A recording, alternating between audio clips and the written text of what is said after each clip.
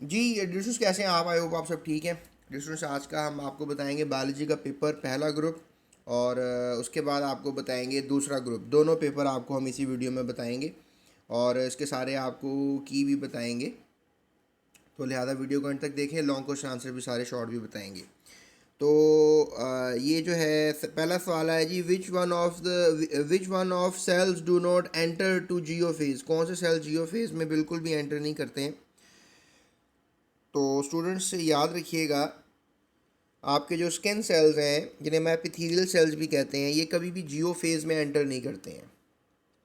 उसके बाद next question है, which disease is not cause by vitamin A deficiency? तो स्कर्वी जो है वो ऐसी बीमारी है जो विटामिन सी की कमी से होती है।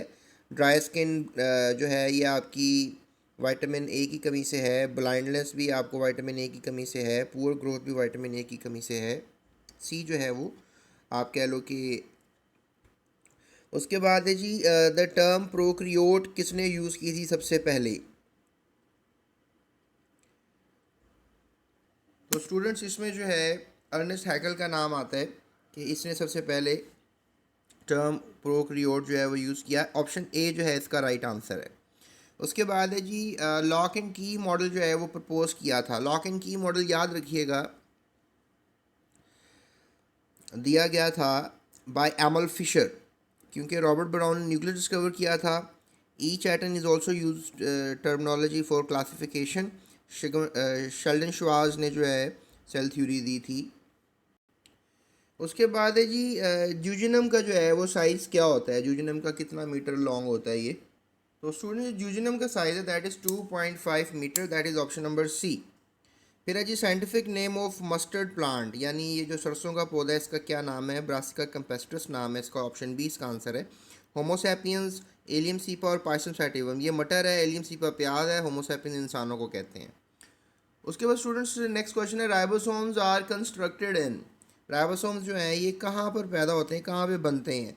तो जो न्यूक्लियस होता है सेल के अंदर, एक न्यूक्लियस होता है, न्यूक्लियस के अंदर न्यूक्लियोलस होता है वहाँ पे, यानी option C is the right option.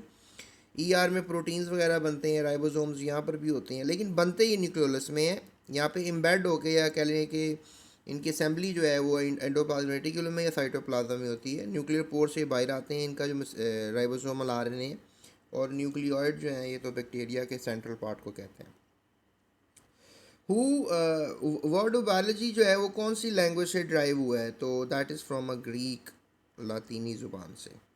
Each bivalent has chromatids. एक बायोवेलेंट्स में जो है कितने क्रोमाटिड्स होते हैं? तो बायोवेलेंट जो है, स्टूडेंट्स, बायोवेलेंट में याद रखिएगा 2 क्रोमोसोम्स होते हैं, और इनमें जो क्रोमाटिड्स की तादाद होती है वो 4 होती है। तो पूछा जा रहा है कि क्रोमाटिड्स कितने हैं, तो 4 इसका राइट आंसर है। C option is the right answer. Glycolysis कहाँ पर होती है? साइटोप्लाज्म में होती है, याद रखिएगा। उसके बाद सवाल किया जा रहा है कि जो ए किंग है उसने जो है कितनी ऑब्जर्वेशंस के बारे में बताया था? तो ए किंग ने तकरीबन 20 ऑब्जर्वेशंस दी थी, जिसमें से 4 बहुत मशहूर हुई थी। उसके बाद सर, फ्रॉम, ये मलेरिया से रिलेटेड है, दूसरा चैप्टर सवाल है, from which blood of ATP molecule energy is taken? तो मतलब बॉन्ड में, सॉरी, किस बॉन्ड से एटीपी एनर्जी निकलती है? तो ये जो है फॉस्फोरस फॉस्फोरस बॉन्ड है, ये बनाया गलत हुआ है। इसको टिल्ड बनाना चाहिए थोड़ा सा ना, ये लाइन को थोड़ा सा अलिफ मद्दा की तरह कर देना चाहिए। तो यहाँ से एनर्जी हासिल होती है। तो स्टूडेंट्स, ये हमारे पास जवाब था इस पेपर का। अब हम ज़रा दूसरे ग्रुप का भी ऑब्जेक्टिव देख लें, फिर दोनों का सब्जेक्टिव देख लेते हैं। जी, तो स्टूडेंट, दूसरे ग्रुप का ऑब्जेक्टिव आ गया बायोलॉजी का। इसमें किसी के एमसीक्यूज ऊपर नीचे होते हैं, तो आपने होते सेम ही है। पेपर कोड का मतलब ये होता है। तो मतलब लेट्स से दैट कि ये वॉल्वॉक्स वाला एमसीक्यू जो है ये पहला है, किसी दूसरे पेपर कोड में ये 5वें नंबर पे आएगा, तो आपने परेशान नहीं होना। So the example of colonial organisation क्या है? जी, वॉल्वॉक्स इसका आंसर है, क्योंकि वॉल्वॉक्स जानदार जो हैं ये कॉलोनी में रहते हैं, और ये पहले चैप्टर से है। The amount of hydrogen, D option इसका राइट है पहले का। Amount of hydrogen in the protoplasm of living organism, hydrogen कितनी होती है प्रोटोप्लाज्म में? अच्छा क्वेश्चन है। तो इसका जवाब तकरीबन 10% हाइड्रोजन होती है प्रोटोप्लाज्म में। तो याद रखिएगा, जबकि नाइट्रोजन 3% होती है और ऑक्सीजन 62% होती है, कोई 65 के करीब। द कॉज ऑफ मलेरिया क्या है? एक जानदार है, इसका नाम प्लाज्मोडियम है। ये हमारे ब्लड में आ जाता है, मच्छर के स्टमक से, मुंह से होता हुआ हमारे ब्लड में आता है जब मच्छर बाइट करता है। तो प्लाज्मोडियम एक बीमारी की वजह है मलेरिया की। ऑप्शन सी।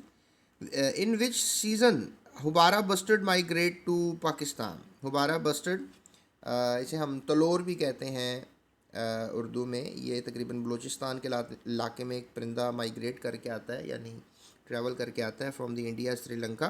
तो किस मौसम में आता है ये?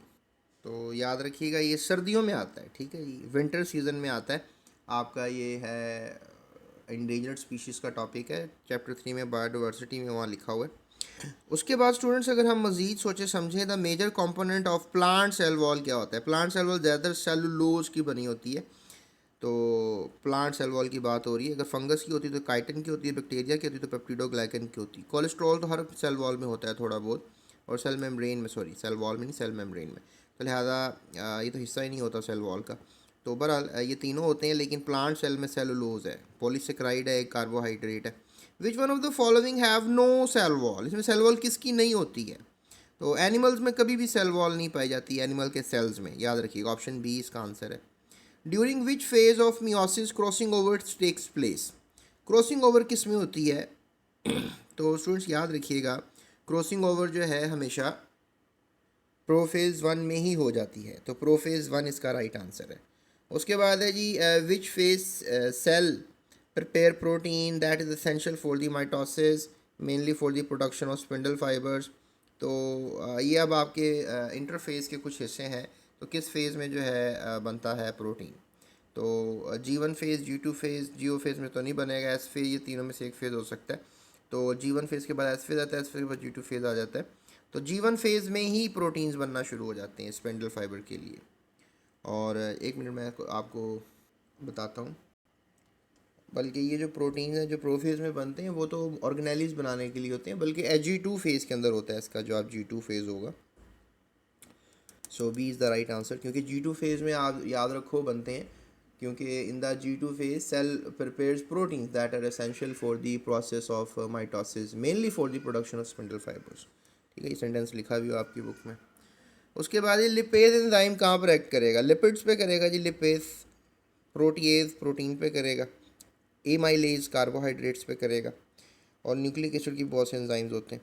सो leaf surface covered by stomata is, leaf surface में मतलब ये जो लीफ होती है आपको पता है, तो स्टोमेटा कितना उसको कवर कर लेता है, ये भी अच्छा क्वेश्चन है। इसका आंसर अभी आप कंफर्म करके मुझे बताओ। वैसे मेरे ख्याल से 8 to 9% है, सी में इसका मुझे जवाब लग रहा है। और ये आपका सवाल लिया गया है from the second last chapter, transport से सवाल लिया गया, ठीक है। स्टोमेटा के टॉपिक से सवाल लिया गया। The deficiency of vitamin C जो है इसकी स्कर्वी होती है, पहले ग्रुप में भी सवाल आया था।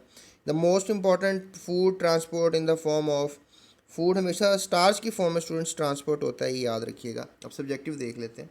जो स्टूडेंट्स बायोलॉजी में पहले ग्रुप में जो आपको आए इंपॉर्टेंट सवालात, वो मैं आपको बता देता हूँ। Define biogeography, macromolecule, give two example, name vegetative reproductive organs by mustard plants. ये root, stem, leaf vegetative organs होते हैं और रिप्रोडक्टिव फ्लावर्स होते हैं। Hypothesis made, theory become a law, observations about malaria, differentiate between diffusion, facilitated diffusion, functions of centrioles, define taxa, taxonomic hierarchy. Some biologists disagreed about the position of fungi in kingdom Prokaryote. Why? What are blebs and apoptotic bodies? What are changes that take place during anaphase? Cytokinesis takes place in plants during mitosis between somatic and germline cells. Difference करना है. How the varying carbon dioxide concentration affect the rate of photosynthesis. Lactic acid fermentation takes place in skeletal muscles. The main use of enzymes in paper industry, cofactors and coenzymes. What is the mechanism of enzyme action? Give its equation. It is goiter. How is it caused? Differentiate between insoluble dietary fibers and soluble dietary fibers. और उसके बाद जनाब आ रहा है सवाल, symptoms of dengue fever क्या हैं, and एक ग्रेनुलोसाइट्स क्या होते हैं, इनकी टाइप्स बता दें। पैराकार्डियम क्या होती है, क्यों इंपॉर्टेंट है। और write a note on organelle and tissue level. Plastids explain its types with diagram. Who proposed 5 kingdom system, explain kingdom Protista and fungi, between aerobic and anaerobic respiration क्या फ़र्क है, function of oral cavity in digestion क्या है, long आ गया, explain percentage of composition of plasma through diagram. तो students आखिरी 2 सवाल 8वें 9वें चैप्टर से आए हैं। फिर ये आपका 5 किंगडम आ गया है 3rd चैप्टर से, डिफरेंशिएट बिटवीन एरोबिक एनारोबिक 3 और 7 से सवाल आ गए हैं। Write note organelle tissue level 4था चैप्टर है, और सॉरी पहला चैप्टर है, और प्लास्टिड्स एंड डायग्राम ये आ गया आपको चैप्टर नंबर 4 से, तो पहला चौथा। तो चैप्टर नंबर 2 से नहीं आया कोई सवाल, 5वें और चैप्टर नंबर एंजाइम से नहीं आया, और सेल साइकिल से सवाल नहीं आया। तो ये आपको मैंने स्कीम यही बताई थी जी। तो स्टूडेंट्स अब बात कर लेते हैं आपसे दूसरे ग्रुप के लॉन्ग शॉर्ट क्वेश्चंस की। Difference between vegetative and reproductive parts of the mustard plant, name 2 types of tissues in stomach, distinguish between colonial and multicellular और cellular organisation, experiments are perform, क्यों होते हैं एक्सपेरिमेंट्स परफॉर्म। उसके बाद आपको सवाल आया बायोलॉजिकल प्रॉब्लम क्या है, what is productive theory, difference between phagocytosis pinocytosis, plasmolysis क्या है, scientific name of onion, house crow, endangered species and give example. उसके बाद डिफाइन सेल साइकिल, ठीक है। उसके बाद जो है जी इसके बाद mitosis does occur in prokaryotes, cytokinesis occur in animals, label diagram of crossing over, bioenergetics, lactic acid fermentation takes place in skeletal muscles, benefits of biocatalyst, name of 4 enzymes, 2 characteristics of enzymes, the health risk if we take more saturated fatty acids in our diet, what is diarrhea, what are its symptoms, what is leukemia, write its causes, what are root hairs, write their role, and what are the symptoms of dengue fever.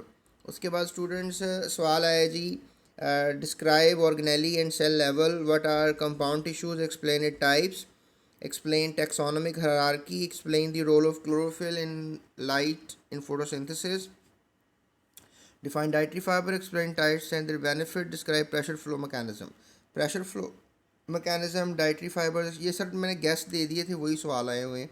Organelle cell level भी guest में मैंने दे दिया था, compound tissue भी मैंने guest के अंदर दिया था, एक्सप्लेन टेक्सोनॉमिकल हायरार्की ये भी मैंने गेस्ट में दिया हुआ था, explain the role of chlorophyll in light force ये भी मेरे गेस्ट में मौजूद था सवाल, डाइटरी फाइबर्स भी मैं गेस्ट में मौजूद थे, और इसके अलावा प्रेशर फ्लो पे भी मेरा बायोलॉजी का गेस्ट निकाल के देख लें, दोनों पार्ट्स में जो लॉन्ग आए मैंने सब बताए हुए हैं। तो स्टूडेंट्स मेरा जो गैस है अल्हम्दुलिल्लाह तजुर्बे से मैं बता देता हूँ आप लोगों को, और वही तकरीबन लॉन्ग आ रहे होते हैं, तो लिहाजा आपने तैयार करना ज़रूरी होता है। ये था हमारा आज का पेपर, जिसमें मैंने आपको बायोलॉजी की सारी टिडबिट्स बता दी। केमिस्ट्री के गैस के लिए रेडी रहे, और इसके अलावा मैं आपको इंशाल्लाह फ़िज़िक्स, मैथमेटिक्स और दीगर सब्जेक्ट्स जो आपके आ रहे हैं इसका गैस भी देता हूँ। इस चैनल पर आपने देखना है लाजमी वो, और अपना ख्याल रखना है। इस चैनल को सब्सक्राइब अभी फ़ौरन कर लें, क्योंकि सब्सक्राइब करेंगे तो फिर मेरी वीडियोज़ आपको नज़र आती रहेंगी। और इसके अलावा आप अपना ख्याल रखें इस चैनल का भी। That's it, thank you so much, अपना ख्याल रखें।